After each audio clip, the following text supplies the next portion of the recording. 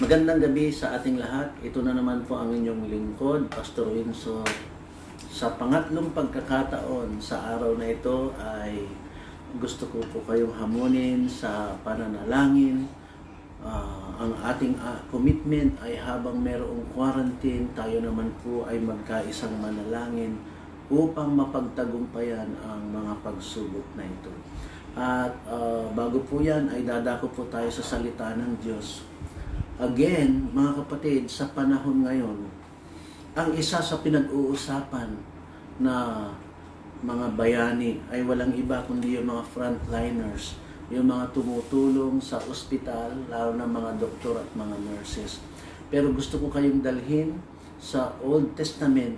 Masasabi ko na sila rin ay nasa frontline, sapagkat ang dalawang ito ay mga midwife, mga tumutulong sa mga nanganganak. Nagkaroon lang ako ng konting error doon sa pagka-post ko sa Facebook ngayon.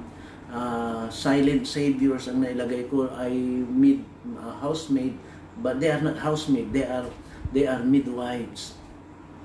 At gusto ko kayong dalhin sa dalawang frontliner na nasa Bible din, na nakasalalay sa kanilang mga kamay ang buhay ng maraming mga bata sa Israel.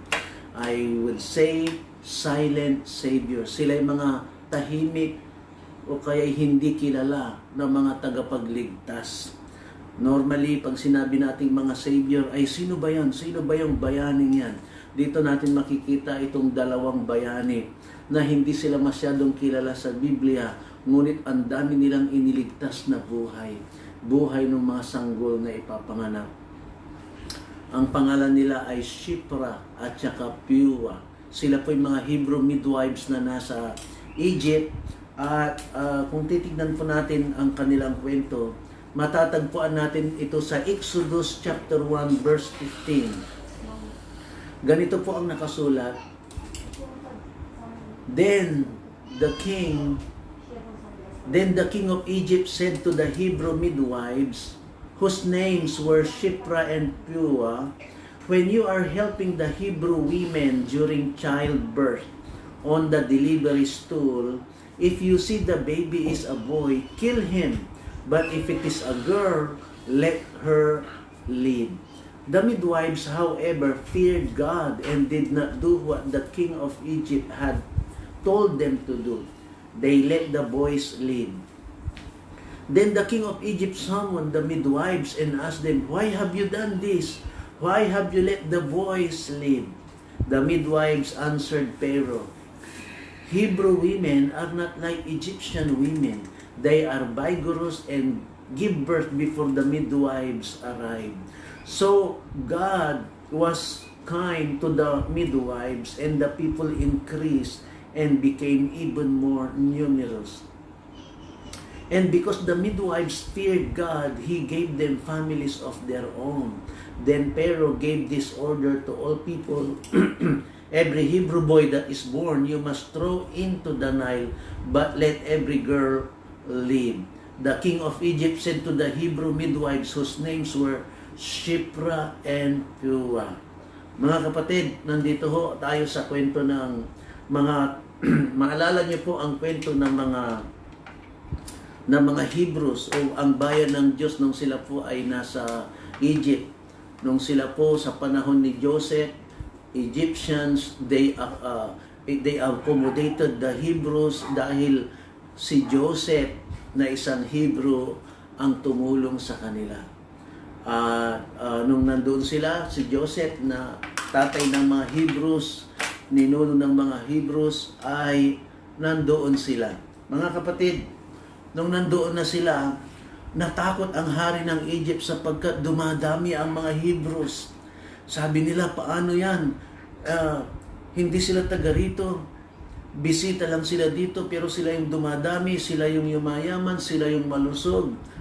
Delikado kasi kapag dumami sila, papatayin nila tayo, aalipinin tayo.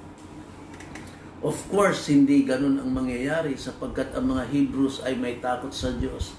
Kaya lang dahil sa takot at inggit, ang mga Egyptians ay nag-isip ng isang masamang balakin na para mapigilan ang pagdami ng mga Hebrew, kinakailangan patayin lahat ng mga ipapanganak na lalaki.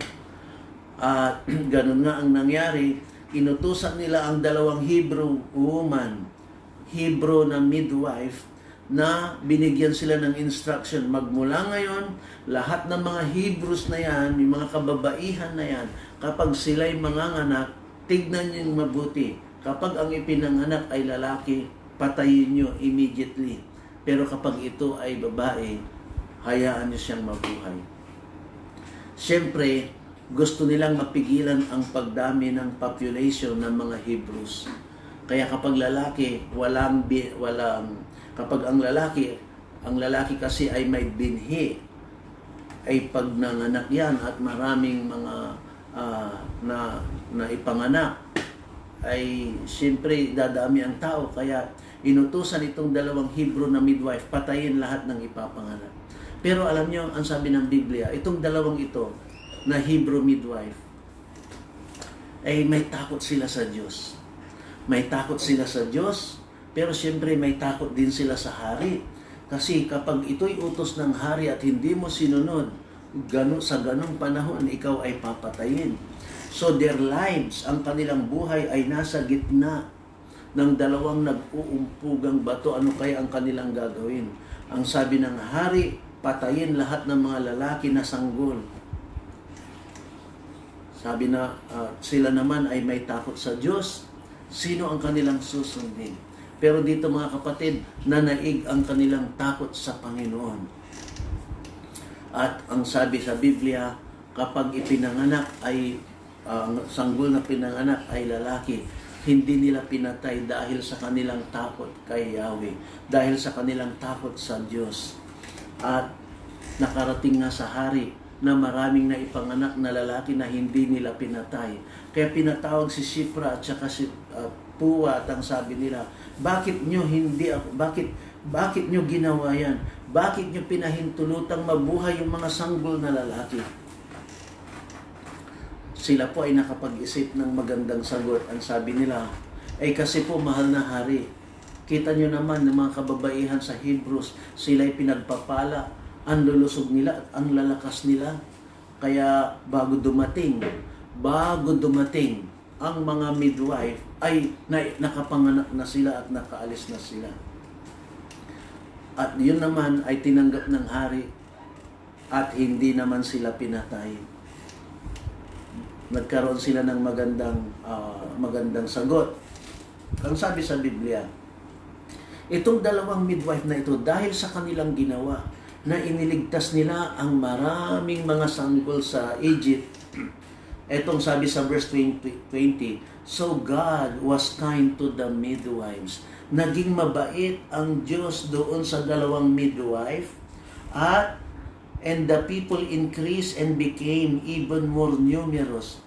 Lalong dumami ang mga Hebrews at yung mga midwife, verse 21, and because the midwives feared God, He gave them families of their own. Itong mga midwife na ito, dahil sila'y may takot sa Diyos, nagustuhan ng Panginoon yung kanilang ginawa na iniligtas yung mga sanggol doon sa Egypt. Kaya pinagpala sila ng Panginoon. Sabi sa Bible, naging mabait ang Diyos sa kanila, pinagpala sila, binigyan sila ng kanilang pamilya. Household.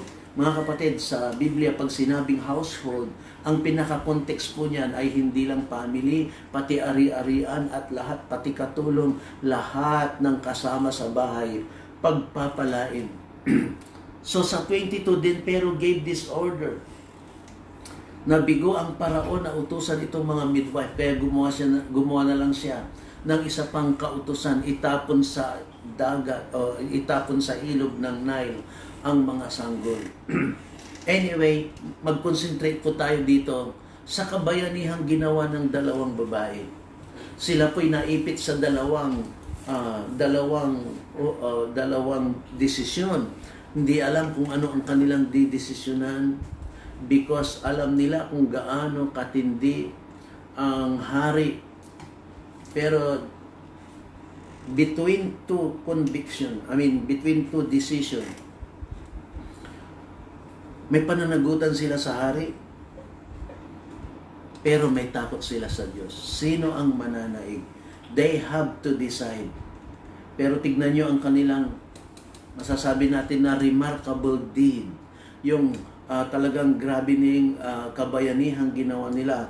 They have saved the future Savior of Israel in the Old Testament, si Moses. Kasi kung sinunod nila yung hari, isa doon ay si Moses na ipapanganak, siguradong walang tagapagligtas ang Egypt sa panahon na yon. Kilala natin si Moses na tagapagligtas ng Israel, pero hindi natin masyadong kilala itong dalawang midwife na nagligtas sa kanya. They were silent saviors. So, ano po ang masasabi natin sa ganitong panahon? Ano ang itinuturo ng dalawang midwife na ito na masasabi nating frontliner sa ganong panahon? Well, ganito ho. Ilang taon na rin silang tumutulong sa panganganak ng mga kababaihan, Egyptian man o kaya mga Hebrews. Pero napunta sila sa ganitong sitwasyon na kinakailangan nilang mag-decide kung ano ang susundin nila. This is the lesson that we can learn from these two midwives. Time will come. Time will come when each one of us had to decide a major or even critical decision in life. Darating ang panahon sa buhay ng bawat isa sa atin na magdi-decide ka ng importanteng desisyon sa buhay mo. Darating ka sa parte na hindi lang importanteng desisyon, kundi isang critical na desisyon. You see, pag hindi nila susundin ang hari, pwede silang mamatay. Pero kung susundin nila ang kanilang hari, mamamatay din ang tagapagligtas ng Israel na si Moses. At the same time, magkakasala sila sa ating Diyos. So what will you do? How will you decide? There will come a time when each one of us has to decide on a major or even critical decision in your life. At ang nakakalungkot, mga kapatid, kapag dumarating ang mga critical na decision na yan, sometimes nauuna ang ating takot at kaduwagan at nakakapag-decide tayo ng mali. Only to regret it at the end. Mga kapatid, ano man ang decision mo, especially sa mga major decision ng buhay mo, your decision today will determine your destiny. Kung ano yung decision mo ngayon sa buhay mo, siguraduhin mo na hindi mo pagsisisihan. Pero kung matatakot ka sa tao at wala kang takot sa Diyos, most likely, it will resort to a certain regret in your life. Meron kang pagsisisi. At kung pag-aaralan natin ang nakaraan, marami tayong mga pinagdaanan na mga desisyon sa ating buhay. At yung mga iba doon ay nagkaroon tayo ng regrets. Regrets sa mga desisyon natin sa trabaho, sa love life, marriage, sa pag-abroad o kaya. Pero alam niyo ho, ang pinaka-importanting desisyon ngayon, isang desisyon ang aking ginawa many years ago na hanggang ngayon hindi ko pinagsisisihan nung tinanggap ko si Jesus sa aking buhay. Of course, you have to pay the price. You will lose some of your friends. Some of your loved ones will not understand you. Mababago ang plano mo sa buhay, itatapon mo yung dati mong ambisyon, may mga bagay na hindi mo na pwedeng gawin, but I made an important decision na hindi ko pinagsisisihan, sapagkat dahil sa decision na yon, nandito ako ngayon na mayroong contentment, may kaligayahan, may kapayapaan. Nalaman ko kung anong purpose ng Diyos sa buhay ko. Hindi na ako takot mamatay. Alam ko na kung saan ako pupunta. At masaya ka kahit na nandyan ang kasapatan lang. Hindi man maraming pagpapala, marami o konti, hindi nakasalalay ang kaligayahan mo sa kayamanan. At saka binago niya ang buhay mo. Binago niya ang buhay ko. Kaya mga kapatid, that was a very important, the pinaka-major na decision sa ating buhay. Alam niyo kung bakit? Because it has something to do with your life after death. But, pagkatapos niyan, marami pa rin critical na decision na didesisyonan mo sa iyong buhay. Ang isang tanong ngayon ay sinong pakikinggan mo? Mananaig ba yung takot mo sa tao o anumang sitwasyon? O mananaig yung takot mo sa Diyos? Kanino ka ba natatakot? Kung ang takot mo ay sa tao, hindi hihinto ang takot na yan at marami kang katatakutan. Ngunit kung ang takot mo ay sa Diyos, aalisin niya lahat ng kinatatakutan mo dahil yung fear of God, the same fear of God will bless you and protect you. Let me say it again, mga kapatid. Time will come when each one of us has to decide an important, major, or even critical decision in our life. Kaya siguraduhin mo na anuman ang decision mo, hindi mo yan pagsisisihan balang araw. Pag dumating ka sa ganyang panahon, at hindi mo alam kung anong didesisyonan mo, the best thing to do is to come to God and ask for wisdom. Lord, what will I do? Bibigyan ka ni Lord ng karunungan. Sabi niya sa James chapter 1, kung sino man sa inyo ang nangangailangan ng karunungan, lumapit kayo sa Diyos sapagkat bibigyan kayo ng karunungan. He will give you generously to all who without fault. And if any of you lacks wisdom, you should ask God who gives generously to all without finding fault, and it will be given to you. Lumapit po tayo. Mga kapatid, huwag po tayong basta-basta magdesisyon kapag ito'y major decision. You need to consider a lot of things. You need to consider, if you are married, you need to consider your spouse if it is a major decision. But when it comes to spiritual things at saka mga critical things, pinakaunang dapat mong konsultahin ay ang Panginoon. Because anything that you will decide today will affect your tomorrow. Kaya mga kapatid, let us learn from them.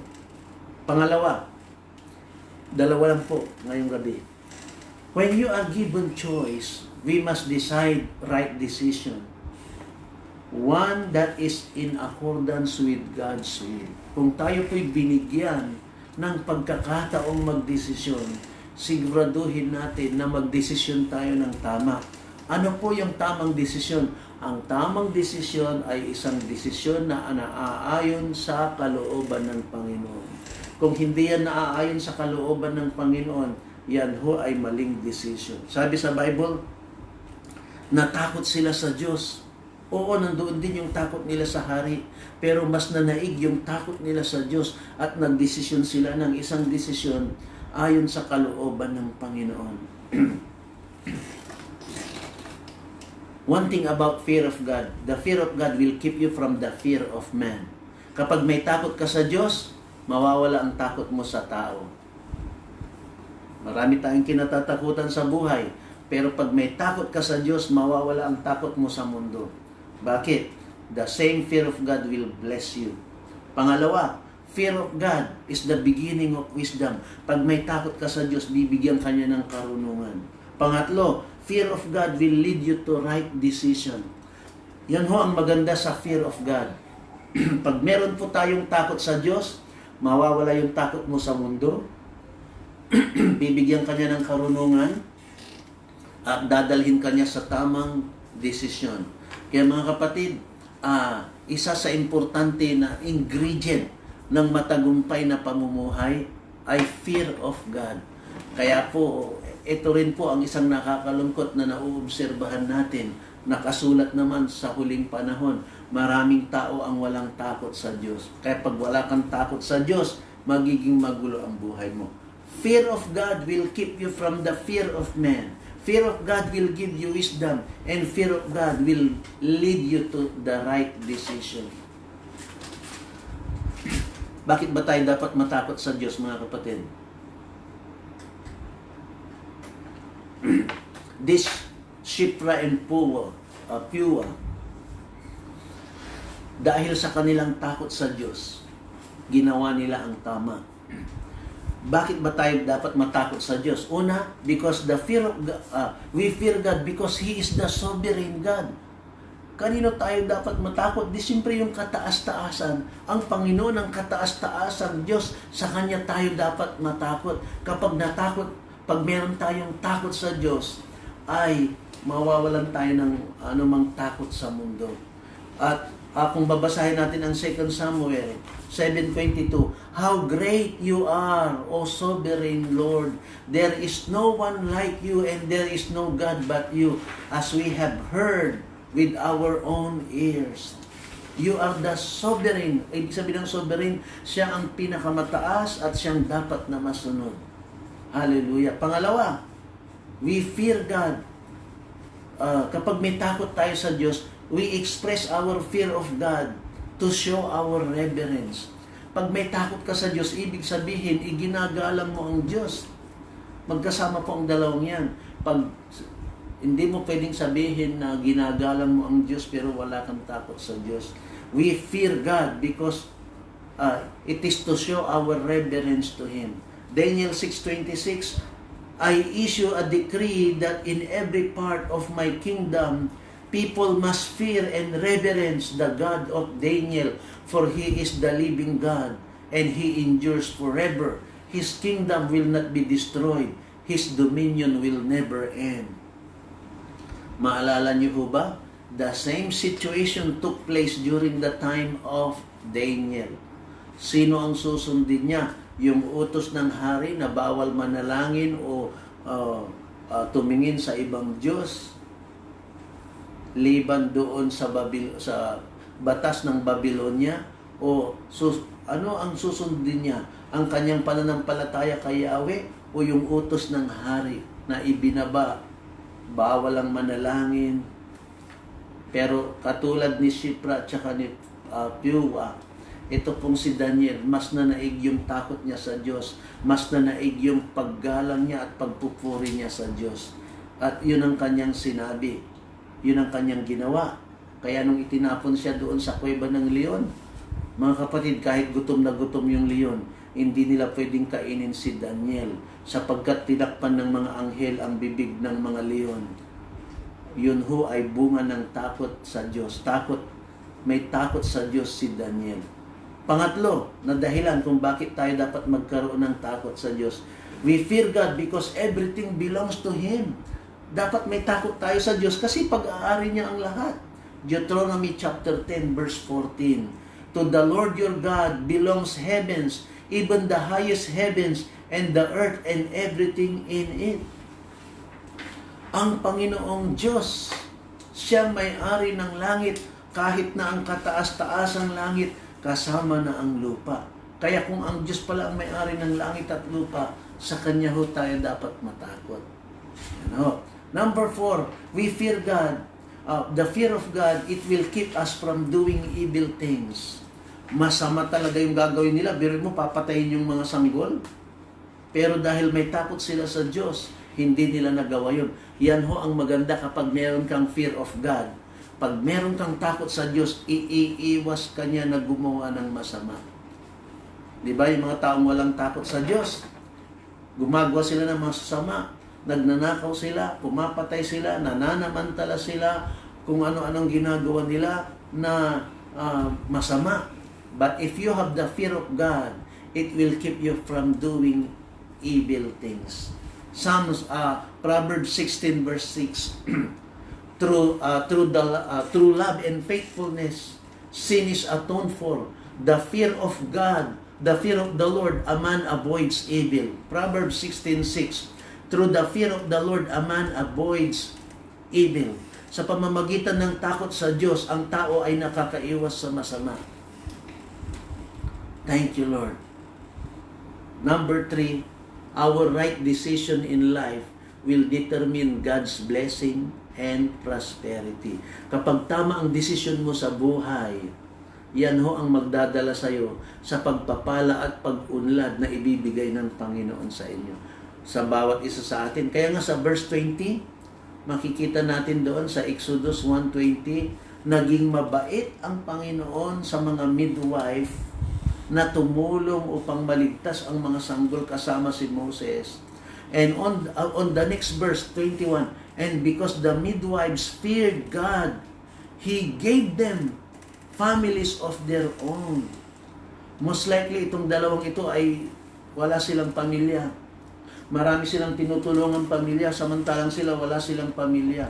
At kung ano yung kulang sa kanila, yung ano yung dinidesire nila ay binigay ng Panginoon. Yan ho ang blessing ng fear of God. Kapag meron kang takot sa Diyos, susundin mo ang kanyang kalooban, tama ang iyong desisyon. Sa bandang huli, sabi niya dito, and God was kind to them. Naging mabait ang Panginoon sa kanila. Binigyan sila ng sariling pamilya. Binigyan sila ng, sabi nga dito, they increase. Hindi ka lang bibigyan ng pamilya, kundi bibigyan ka ng pinagpalang pamilya na ang bawat isa sa kanila ay, bawat isa sa mga member of the family ay pagpapalain. If you have fear of God, God will bless you. God will be kind to you. He will give you your own family. He will prosper your family physically, financially, and spiritually. And in every area ng ating buhay. Ito po ang nakalagay sa ibang version. And it came to pass because the midwives feared God, He made them houses. Mga kapatid, hindi lang pamilya ang ibinigay ng Panginoon dito sa mga midwife. Binigyan pa sila ng houses.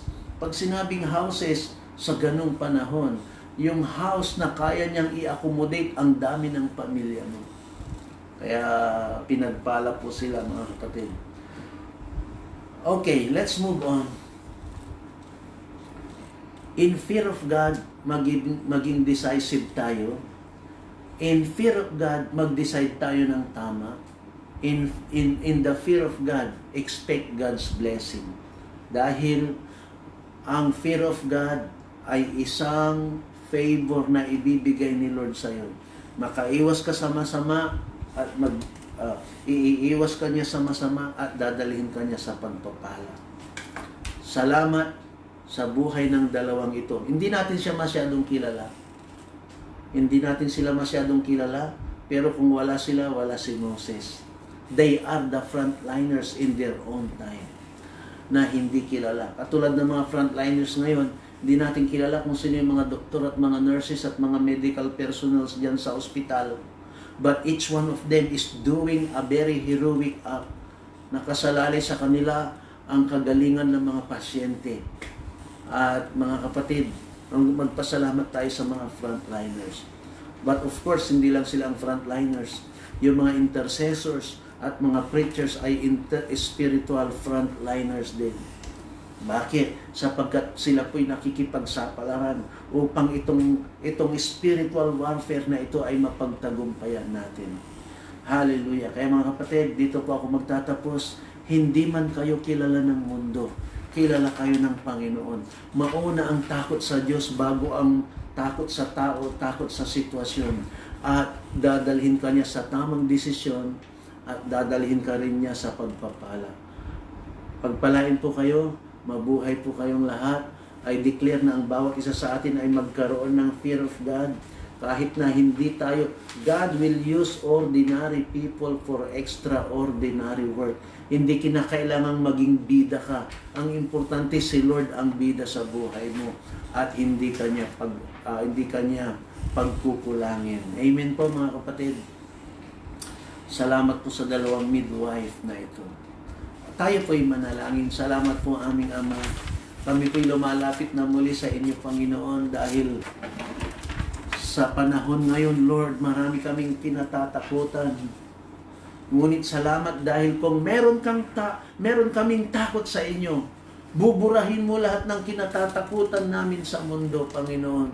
At hindi mo kami pababayaan. Hindi man kami kilala sa mundo, ang importante kilala mo kami, Panginoon. Hindi man kami, Panginoon, gumagawa ng malalaking bagay na alam ng sanlibutan. Pero Lord, gusto naming makatulong sa simpleng bagay. At tulungan mo kami na huwag kaming magdesisyon, Panginoon, ng mga bagay na pwede naming pagsisihan sa huling panahon. Kaya ngayon pa lang, bigyan mo kami ng lakas ng loob. Pag may takot kami sa inyo, meron kaming lakas ng loob na magdesisyon ng tama, desisyon na ayon sa inyong kalooban. Kaya Panginoon, salamat po. I declare the fear of God will be released to each one of us who is listening and watching the Facebook Live today. Salamat po, Panginoon. And I also declare the blessing of these two midwives. They were given families, they were given houses, they were given provision, they increased and they became mighty in the land. Panginoon, salamat po sa kanila, Panginoon, at pagpalain niyo po ang bawat isa sa amin. Minsan pa lumalapit po kami, Panginoon, sa lahat ng may sakit at may karamdaman. Pagalingin niyo po sila, Panginoon. You are our healer. Lahat ng sakit, Panginoon, pati COVID-19, pati cancer, ulcer, high blood pressure, diabetes, Panginoon, kung gugustuhin niyo, Panginoon, alam po namin walang imposible sa inyo. And we declare your healing touch, Lord, to touch everybody today wherever they are. Panginoon, there is no distance in prayer. Iunat niyo po ang inyong makapangyarihang kamay na nagpapagaling, Panginoon. Thank you, Lord. And we also pray for our sister Emma for healing ng anumang nararamdaman niya wherever she is right now. Just touch her, Panginoon. At yung kasama po namin, Panginoon, sa Master's Commission na Sister Christy, Lord, touch her, Lord, and protect her, Lord. And God, hayaan mo, Panginoon, na magkaroon ng kagalingan, Panginoon, a supernatural healing sa kanyang katawan. Salamat po, Panginoon. Dalangin po namin ang nanay ni Charlie at ni Emerita. Dalangin po namin sa oras na to na pagalingin mo siya sa kanyang nararamdaman, Panginoon. Lord God, dalangin po namin anumang pinagdadaanan niya, anumang sakit yan, anumang virus yan. Father, in Jesus' name, we declare complete healing sa kanya. Salamat po, Panginoon, sa inyong kabutihan sa bawat isa sa amin. Itinataas ka po namin, Panginoon. We give you our highest praise and thanksgiving. In Jesus' name we pray. Amen and amen. Mga kapatid, salamat po. Hanggang sa muli, bukas po ng tanghali, alas 12, at bukas po ng gabi, alas 6. At meron din po tayong alas 9 ng umaga, pero hindi sa aking account, kundi sa yung isang account na tinatawag na Pangasinan Eagles. Samahan po ito ng mga preacher sa Pangasinan na nagpi-preach every hour of the day. Ako po ay sa alas 9, I have been expounding yung napakagandang mga parables ng ating Panginoong Jesus. Hanapin nyo lang ho, Pangasinan Eagles Net, alas 9, ako po ay nandoon. At gusto ko rin po kayong i-advise na unti-unti po ang gagamitin nating account. Pwede nating gamitin itong Facebook account ko na Windsor Gomez Cabrera, pero iniimbitahan ko rin ho kayo na tunghayan o kaya isubaybayan niyo po yung Gospel of Christ Fellowship Dagupan na yung Facebook account na yan o kaya yung page na yan. Yung aking message dito at saka message doon ay iisa po. Kaya mga kapatid, kung extended ho, lampas ng April 30, sa biyaya ng Panginoon, araw-araw po tayong manalangin hanggang matapos ang quarantine o lockdown. At hanggang nandyan ho kayo na nagko-comment, na i-encourage kami, hanggang dyan po kayo, nagbigay lang po kayo ng prayer request, dadalhin po namin sa panalangin at sa pagkakaisa ng ating pananalangin. Kapag ako po'y nananalangin, mag-amen lang po kayo ng mag-amen. Kasi kapag marami tayong nag-a-agree, it shall be done. Amen? Hallelujah. I declare the blessing of Shipra and Pua and the fear of the Lord in your heart will end up a blessing upon your life. Kaya salamat po mga kapatid. Gusto ko rin batiin ang ating pastor, Pastor Lito Javier, ng kanyang happy birthday. Kasama po namin sa pastoral staff ng GCF Dagupan. 60th birthday. Ah, at saka, sasabihin ba namin ang edad mo dito? Hallelujah. Basta malapit na siya mag-senior citizen. Mga kapatid, gusto rin natin batiin happy anniversary. Ngayong araw na ito, yung pong National Chairman ng Gospel of Christ Fellowship ay nagsiselebrate ng kanilang wedding anniversary. Binabati rin namin lahat ng mga ninong-ninang namin. Ninang Berhel and Maseo. Ninang, Elder Berhel and Maseo. yes. Si Elder Berhel at yung pong kanyang asawa na deaconess din natin, Sister Maricel, sila po ay nagsiselebrate ngayong araw.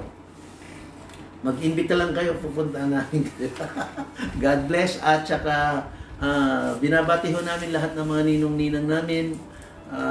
Ninang Cora Leiba, Ninong Doktor, Juan Casillan, Ninang Ethel, Ninang Ani, Ninang Conching Ricaport, Ninang Mirna Oy, Ninang Cora, Ninang Cora, at saka Ninong Frank Rosario sa HOP, Ninong Johnny Espirito, Ninang Rene. Ninong Rene, Ninang Ninong Rene at saka Ninang Mylene Del Rosario, at marami pa kaming ninong, hindi ko na matandaan yung iba, Ninang Arsinya, lahat ng aming mga ninong at ninang.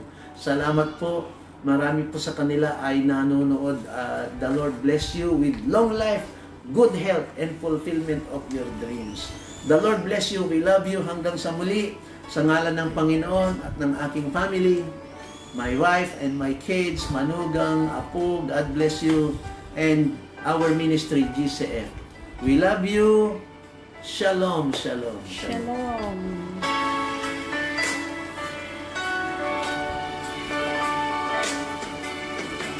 Ninang Becky. Ninang Glow. Ninang Glow. Ninang Glow. Ninang Charlie. Ninang Sarli. Ninang Ginny. Ninong Ginny. Hallelujah.